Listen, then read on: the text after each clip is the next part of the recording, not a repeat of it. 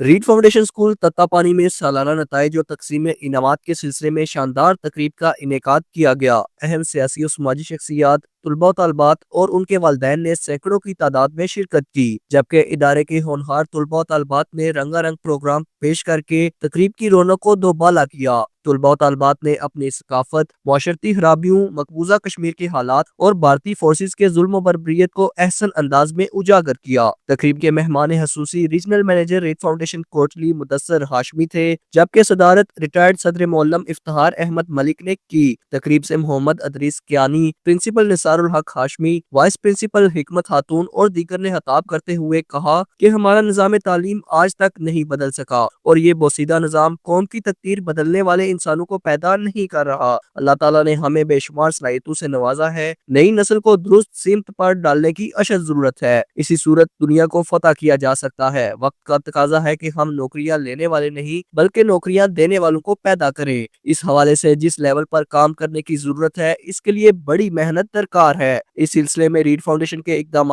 Game changer साबित होंगे। Principal अदारा निसारुल हक हाशमी ने मेहमान हसूसी और तकरीब में शरीक होने वाले तमाम अहबाब का शुक्रिया अदा किया। आखिर में पोजीशन होल्डर्स तुलबा तलबात को हसूसी इनामात से नवाजा गया। अतीक मलिक, जेके न्यूज, तत्तापानी।